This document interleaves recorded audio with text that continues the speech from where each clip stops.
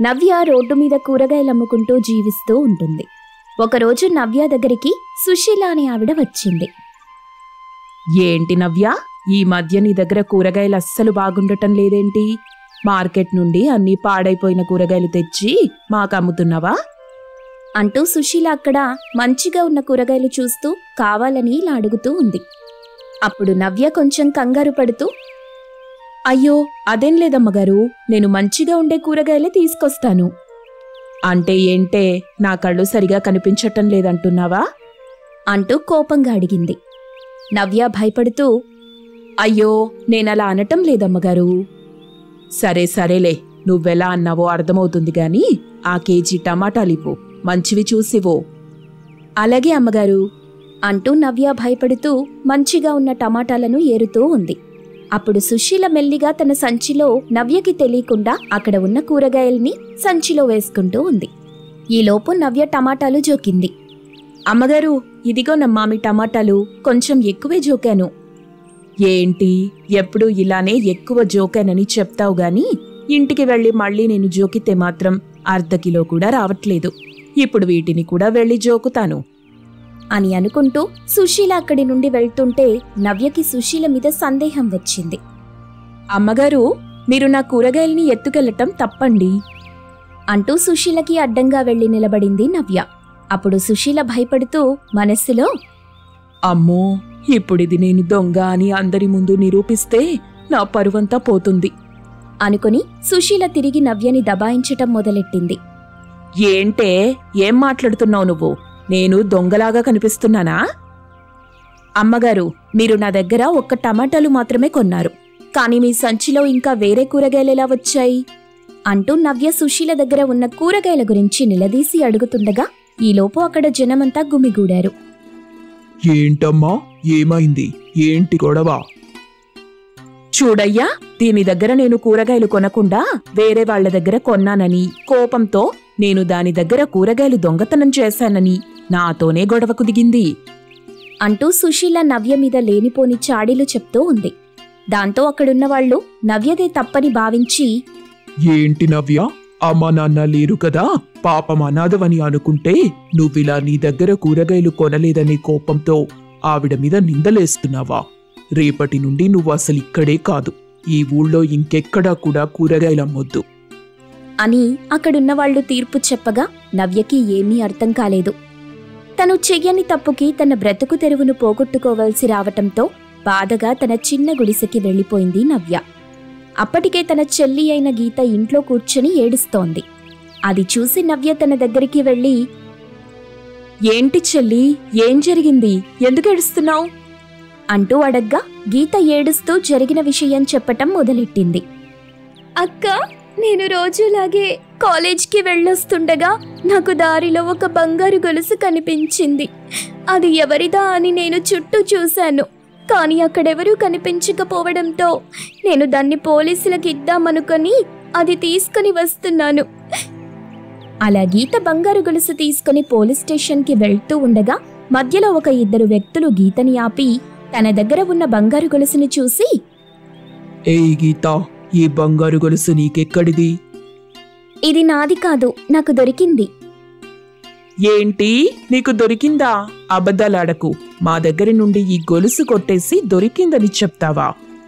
అంటూ అన్నారు. లేని దొంగతనం తనపై మోపడంతో గీత కోపంగా వాళ్లకి ఎదురు తిరిగి మాట్లాడింది. ఏం మాట్లాడుతున్నారు మీరు? దొంగతనం చెయ్యాల్సిన అవసరం నాకేంటి? ఈ గొలుసు నిజంగా నాకు దారిలో దొరికింది, దీన్ని పోలీస్ స్టేషన్లో ఇవ్వడానికి వెళ్తున్నా అంటూ చాలా ధైర్యంగా వాళ్లతో మాట్లాడుతుంది. ఆహా, ఆపవేని మాటలు. దొంగతనం చేసింది ఇంకా కాక గొలుసు తీసుకుని పోలీస్ స్టేషన్కి వెళ్తుందంట. అయినా నీలాంటి వాళ్ళు ఇలా దొంగతనాలు చేసి మమ్మల్ని దబాయించడం కాకపోతే ఇంకేం చేస్తారులే అంటూ అక్కడున్న వాళ్ళందరూ గీతని ఇష్టం వచ్చినట్టుగా తిట్టారు. దాంతో గీత పాపం ఏడుస్తూ ఇంటికొచ్చింది. అలా జరిగిన విషయమంతా తన అక్కకి చెప్తూ బాధపడుతూ ఉంది. అప్పుడే వీరయ్య అనే వడ్డీ వ్యాపారి వాళ్ల ఇంటికొచ్చి, ఏం నవ్య, నువ్వేమో కూరగాయలు నీ దగ్గర కొనటం లేదని అందరితో గొడవ పెట్టుకుంటున్నావంట. నీ చెల్లేమో ఈ మధ్య దొంగతనాలు కూడా చేస్తుందంట. మీరు ఏమైనా చేసుకోండి గాని ముందు నా అప్ప అయితే కట్టండి వీరయ్య గారు, మాకు కొద్దిగా సమయం ఇస్తే నీ అప్పు కట్టేస్తాం. ఇంకెంత సమయం కావాలమ్మా? ఒక పని చెయ్యండి, ఈ ఇల్లు ఇచ్చేయండి అప్పు కింద. మీ అప్పు కంటే ఈ ఇల్లు విలువే ఎక్కువండి. అదంతా నాకు తెలీదు. ఈ నెల రోజుల్లో మీరు అప్పు కట్టుకుంటే నేను మాత్రం ఈ ఇల్లు లాక్కుంటాను అని చెప్పి వెళ్ళిపోయాడు. వీరయ్య చెప్పినట్టుగానే అందరిలో పంచాయితీ పెట్టి మోసం చేసి వారి దగ్గర నుండి ఉన్న ఒక్క ఇల్లు లాగేసుకున్నారు. అలా వాళ్ళు ప్రతి విషయంలో అందరి చేత మోసగించబడ్డారు. అక్క, మనమిలా మంచిగా ఉన్నన్ని రోజులు ఈ లోకంలో అందరూ మనల్ని మోసం చేస్తూనే ఉంటారు. అదే మనం ఎప్పుడైతే మోసం చేయటం మొదలెడతామో అప్పుడందరూ మన చేత మోసగించబడటం మొదలవుతుంది.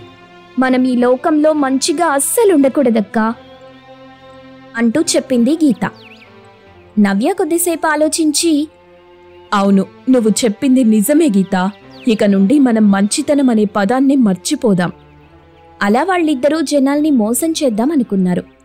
కొన్ని రోజుల తరువాత రాము అనే ఒక డబ్బున్న అతను ఒక కాఫీ షాప్లో ఉండగా అతని దగ్గరికి వెళ్లి నవ్య మాటలు కలిపింది. అలా మాటలు పెరిగి కొద్ది రోజులకి వాళ్ల మధ్య మంచి స్నేహం ఏర్పడింది. ఒకరోజు రాము, నవ్య, నువ్వంటే నాకు చాలా ఇష్టం. ఎప్పటి నుండో నేను నిన్ను ఒకటి అడుగుదామనుకుంటున్నాను. నవ్య, నేను పెళ్లి చేసుకోవాలనుకుంటున్నాను.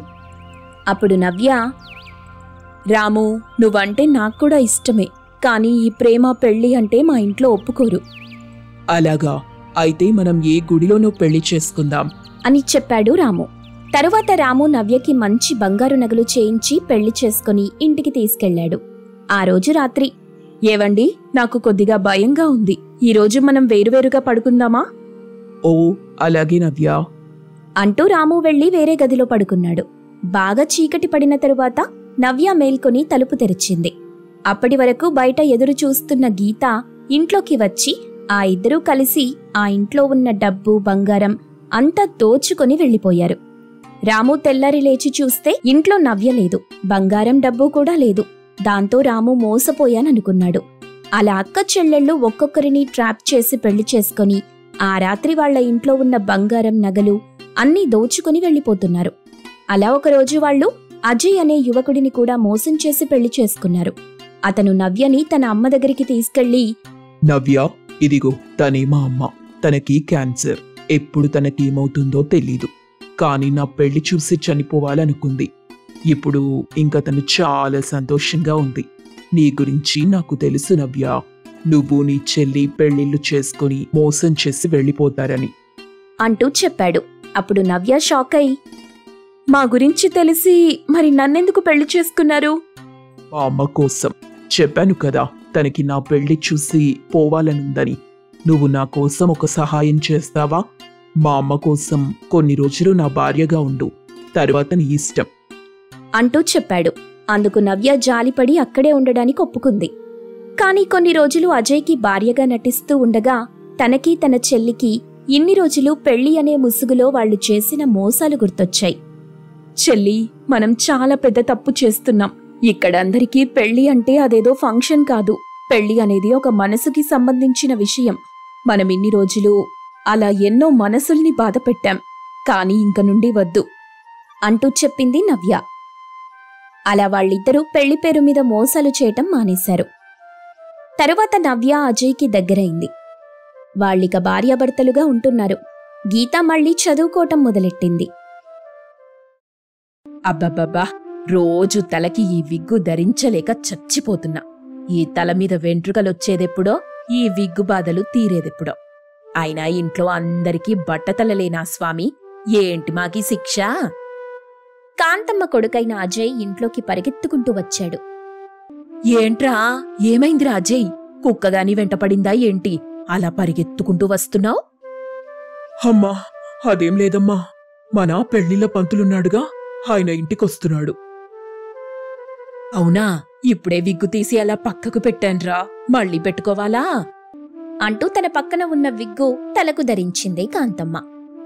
ఏమేవ్, అది నా విగ్గే, ఇటు. ఈ విగ్గులో కూడా నీది నాది అని ఉందా? అనుకుంటూ అందరూ ఎవరి విగ్గులు వాళ్లు పెట్టుకున్నారు. ఆలోపు పెళ్లిళ్ల పంతులు కాంతమ్మ ఇంట్లోకొచ్చాడు. రా పంతులు రా, ఈరోజు వార్తలేం తీసుకొచ్చావు? మీ వాడు నక్క తోక తొక్కినట్టుగా ఉన్నాడండి. ఒక పెద్దింటి నుండి మీ అబ్బాయికి అమ్మాయినివ్వడానికి ముందుకొచ్చారు. అబ్బో, అమ్మాయి లక్షణంగా ఉందంటే నమ్మండి. మీరు తొందరగా రెడీ అయితే మనం ఇప్పుడే పెళ్లి చూపులకి వెళ్దాం. ఇంకా రెడీ అయ్యేదేముందిలేండి, పదండి వెళ్ళి అమ్మాయిని చూద్దాం. అందరూ పెళ్లి చూపులకి వెళ్లారు. అమ్మాయి వచ్చి అందరికీ టీ ఇచ్చింది. కాంతమ్మ వంగి వంగి మరీ అమ్మాయి జడ చూస్తుంది. అమ్మాయి జడ చాలా పెద్దగా ఉంది. అది చూసి కాంతమ్మ తన భర్త అయిన సాయిలు చెవిలో, అమ్మాయి జడ చూసారా ఎంత పెద్దగా ఉందో? అలాంటి అమ్మాయి మన ఇంటి కోడలు కావాల్సిందే. కాంతమ్మ వాళ్ళకి ఈ సంబంధం ఇష్టమని చెప్పేలోగా ఒక పిల్లవాడు అమ్మాయి జడ పట్టుకొని లాగగా సగం జడ ఊడిపోయింది. అది చూసిన కాంతమ్మ, ఇది సావరమా, జుట్టు కాదా? అయ్యో, ఈ సంబంధం కూడా పోయినట్టేనా? అమ్మా కాంతమ్మ, అమ్మాయిని చూసారా ఎలా ఉంది?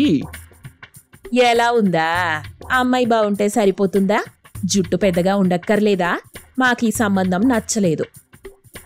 అదేమిటమ్మా, ఇప్పటి వరకు 60కి పైగా సంబంధాలు ఇలా అమ్మాయికి పెద్ద జుట్టు లేదని వద్దన్నారు. మీ కుటుంబానికి ఇదేం పిచ్చండి? అంతేనండి, మా కుటుంబంలో వచ్చే అమ్మాయికి జుట్టు మోకాళ్ల క్రింది వరకు ఉండాలి, అంతే. అమ్మా, అలాంటి అమ్మాయి దొరకాలంటే ఎక్కడ దొరుకుతుంది చెప్పండి? ఇక మీకు నచ్చిన అమ్మాయిని తీసుకొచ్చేలోపు నా గుండు పైన వెంట్రుకలుండవేమో అని అనగానే అప్పుడే అక్కడ ఉన్న ఒక టేబుల్ ఫ్యాన్ నుండి గట్టిగా గాలి వీచి వీరివైపు మళ్ళింది. విగ్గు సరిగ్గా సర్దుకోనందువల్ల అందరి విగ్గులు గాల్లోకి లేచిపోయి వాళ్ల బట్టతలలు బయటపడ్డాయి. అది చూసి పంతులతో సహా అందరూ అవాక్కయ్యారు. ఏంటి పంతులు, వీరికే నెత్తి మీద బొచ్చలేదు, ఇంకా నా కూతురు జడ పెద్దగా లేదని అమ్మాయి నచ్చలేదని చెప్తున్నారా? ఈ బూడిగుండ్లకు నా కూతురునివ్వాలా? అందరూ వెళ్ళిపోండి ఇక్కడి నుండి. పంతులతో సహా అందరూ ఇంటికొచ్చేశారు. పంతులు చాలా కోపంగా కాంతమ్మని చూస్తూ ఉన్నాడు. ఇంట్లో అందరూ బట్టతలలతో పంతులు ముందు నిలబడి ఉన్నారు. మీ తలలెప్పుడైనా అద్దంలో చూసుకున్నారా? రహదారి లెక్క ఎంత చక్కగా ఉన్నాయో. రోడ్ల మీదైనా అక్కడక్కడా గుంతలుంటాయేమో గాని మీ గుండ్లు మాత్రం ఆహా ఎంత చక్కగా ఉన్నాయో. మన భూమిలో మొక్కలు లేవు గాని పచ్చని పంటలు పండే భూమి మాత్రం మనకి కావాలి. అది కాదు పంతులు, మేం చెప్పేది వినోసారి. ఏమిటమ్మా వినేది? నా జీవితంలో మీకు చూపెట్టినన్ని సంబంధాలు నేనింతవరకు ఎవరికీ కూడా చూపించలేదు. ఆస్తి లేని వాళ్లకు ఆస్తుందని చెప్పి పెళ్లి చేసుకున్నారు. ఇల్లు లేని వాళ్ళు ఇల్లుందని మోసం చేసి పెళ్లి చేసుకున్నారు. ఇలా ఎంతో మందిని చూశాను గాని మీలా విగ్గులు పెట్టి మోసం చేసేవారిని మిమ్మల్నే చూస్తున్నాను. తల మీద వీసం అంత జుట్టు లేదు గాని మోకాళ్ళ కిందికి జుట్టున్న అమ్మాయి కావాలంట. మీ ఇంటికి ఈ జన్మలో కోడలు రాదు అంటూ పంతులు కోపంగా వెళ్ళిపోయాడు. ఇంట్లో అందరూ బాధగా కూర్చున్నారు. కాంతమ్మ కూతురైన శ్వేత, అమ్మా, ఇలా అయితే నన్నెవరు పెళ్లి చేసుకుంటారమ్మా? అమ్మాయికి జుట్టే అందం. నాకు పెళ్లి కాకముందు అబ్బో నా వెంట్రుకలు ఎంత బొత్తుగా ఉండేవో. ఈ ఇంట్లో కోడలిగా అడుగు పెట్టగానే ఒక్క నెలలో నా వెంట్రుకలన్నీ పోయి ఇదిగో ఇలా అయిపోయాను. ఎందుకమ్మా? శ్వేత, అదిగో మీ నాన్న వాళ్ల ముత్తాత నుండి ఈ వంశానికి ఒక శాపముంది. ఒకప్పుడు ఈ ఇంట్లో అందరికీ చాలా పెద్ద జుట్టుండేదంట. కొన్ని సంవత్సరాల ముందు ఒక ఋషి భిక్షమడగడానికి ఈ ఇంటికొచ్చాడు. అమ్మా భిక్షం, అయ్యా భిక్షం. ఋషి ఎంత పిలిచినా కూడా ఎవ్వరూ ఆ ఇంట్లో నుండి బయటికి రావటం లేదు. ఆ ఇంట్లో వారి వారి జుట్లని దువ్వుకుంటూ ఉన్నారు. బయట ఋషి చాలాసేపటి నుండి పిలుస్తూ ఉండి కోపంగా ఇంట్లోకొచ్చి చూడగా అందరూ అద్దాలలో వారి జుట్టును చూసుకుంటూ ఆనందిస్తున్నారంట. మీకు ఎంత అహంకారం! నేనొక ఋషిని. భిక్షమడగడానికి నేను మీ ఇంటి ముందు నిలబడి అదే పనిగా అరుస్తూ ఉంటే నా మాటలు పట్టించుకోకుండా మీరిలా జుట్టు దువ్వుకుంటున్నారా? అసలు మీ వంశంలో ఇక ఇప్పటి నుండి ఎవరికీ తల మీద వెంట్రుకలేవుండవు. ఇదే నా శాపం. ఋషి శాపంతో అందరి వెంట్రుకలు ఊడి కింద పడిపోయాయి. దాంతో అందరూ వచ్చి ఋషి కాళ్ల మీద పడి, స్వామి, మమ్మల్ని క్షమించండి. మేము తెలియక తప్పు చేశాం. ఈ శాపాన్ని వెనక్కి తీసుకోండి. అలా అందరూ ఆయన కాళ్ల మీద పడి వేడుకోవడంతో అప్పుడు ఋషి కోపం చల్లారి, నేను పెట్టిన శాపాన్ని వెనక్కి తీసుకోలేను. కానీ ఎప్పుడైతే మీ ఇంటికి మోకాళ్ళ కంటే ఎక్కువ పొడవుగల జుట్టు ఉన్న అమ్మాయి కోడలిగా వచ్చిందో మీరు శాప విముక్తులవుతారు. అదిగో అప్పుడు ఆ ఋషి వల్ల వీరికొచ్చిన శాపం మనకి కూడా శాపంలా మారింది. అంటే ఇప్పుడు అంత పెద్ద జడున్న అమ్మాయి మన ఇంటికి కోడలిగా రావాలా? అది జరిగే పనేనా? మళ్ళీ మరుసటి రోజు నుండి కాంతమ్మ పొడుగు జడ ఉన్న అమ్మాయి కోసం వెతుకుతూ ఉండగా తన బంధువులలో అలాంటి అమ్మాయి ఉందని తెలిసి ఆ అమ్మాయి ఇంటికి పెళ్లి చూపులకి వెళ్లారు.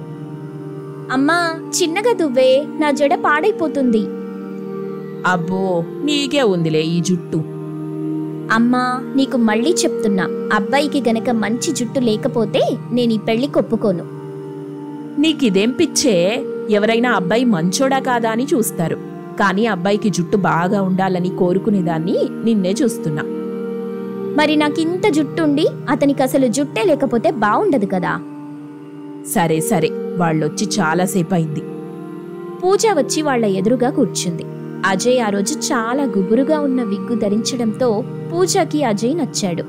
కొద్ది రోజుల్లోనే వాళ్ళిద్దరికీ పెళ్లి కూడా జరిగిపోయింది. అమ్మయ్యా, ఇక మన బాధ తీరిపోయిందే. మనకింకా కొద్ది రోజుల్లో ఈ విగ్గు పెట్టుకునే బాధ పోతుంది. పూజ, అజయ్ ఇద్దరూ ఒక గదిలో ఉన్నారు. ఏవండి, మీ జుట్టు చాలా బాగుందండి, నేనొకసారి ముట్టుకోవచ్చా? అమ్మో, ఇదిప్పుడు జుట్టు ముట్టుకుంటే నా బాగోతం మొత్తం బయటపడుతుంది. ఎందుకు? ఎవరైనా నా జుట్టు ముట్టుకుంటే నాకు చాలా కోపం వస్తుంది. అవునా, నాకు కూడా సేమ్ అండి. ఎవరు నా జుట్టు పట్టుకున్నా కూడా కోపం వస్తుంది. కానీ ఒకసారి మీ జుట్టు ముట్టుకుంటానండి. అజయ్ ఎంత వద్దని చెప్పినా కూడా పూజ వినకుండా అజయ్ జుట్టు గట్టిగా పట్టుకుంది. దాంతో అజయ్ విగ్గు మొత్తం ఊడి పూజ చేతిలోకొచ్చింది. అజయ్ బట్టతలని చూసిన పూజ గట్టిగా అరుస్తూ హాల్లోకి వెళ్ళింది. అప్పుడే అందరూ విగ్గులు తీసి ప్రశాంతంగా కూర్చున్నారు. పూజ వాళ్ళందరి బట్టతలను చూసి ఇంకా పెద్దగా అరుస్తూ, మీరందరూ కలిసి నన్ను మోసం చేస్తారా? నేను నాకంటే బాగా జుట్టున్న అబ్బాయిని పెళ్లి చేసుకుందామని అనుకున్నాను. ఇప్పుడసలు జుట్టే లేని వాళ్ళింటికి వచ్చాను. ఈ విషయం నా స్నేహితులకి తెలిస్తే, అమ్మో, వాళ్ళకి ఈ విషయం తెలియకూడదు. నేను ఇంట్లో ఒక్క నిమిషం కూడా ఉండను. నేను మా ఇంటికి వెళ్ళిపోతాను. అలా పూజ అప్పటికప్పుడు ఎంతమంది చెప్పినా వినకుండా తన పుట్టింటికి వెళ్ళిపోయింది. ఆ రోజు ఇంకా ఏమీ చేయలేక, అయ్యో, ఇప్పుడేం చేసేదిరా? ఏం చేస్తాం? రేపు వెళ్ళి అసలు విషయం తనకి చెప్పి ఒప్పించి తీసుకురావడమే అని అనుకుంటూ ఆ రోజు రాత్రి నిద్రపోయారు. తెల్లవారు లేచి చూస్తే ఒకరినొకరు చూసుకున్నారు. అందరి తల మీద వెంట్రుకలొచ్చున్నాయి. నా జుట్టు నాకు తిరిగొచ్చింది. అవును, అందరికీ జుట్టు వచ్చింది. అంటే మన శాపం పోయింది. పదండి, కోడల్ని తీసుకొద్దాము. అందరూ కలిసి పూజ దగ్గరికి వెళ్లారు. మళ్ళీ ఎందుకొచ్చారు? మీ గురించి నాకు తెలిసి కూడా మీరు మళ్ళీ నా దగ్గరికి విగ్గులు పెట్టుకొనొచ్చారా? నేను మీ ఇంటికి అస్సలు రాను. పూజ, ఇది విగ్గు కాదు, కావాలంటే చూడు. నిన్న చూశాను కదా, మీ అందరినీ మళ్ళీ చూసేదేంటి? అది కాదు పూజ, అసలేం జరిగిందంటే, అజయ్ తన కుటుంబానికున్న శాపం గురించి వివరంగా చెప్పాడు. అదంతా విన్న పూజ వచ్చి అజయ్ జుట్టు పట్టుకుని చూసింది. ఇది నిజమైన జుట్టే. అదే పూజ నేను చెప్పేది. అజయ్కి తల మీద జుట్టు రావడంతో పూజ ఊపిరి పీల్చుకుంది. ఆ విధంగా పూజ వల్ల వారి శాపం పోయి ఇక అందరికీ జుట్టొచ్చేసింది.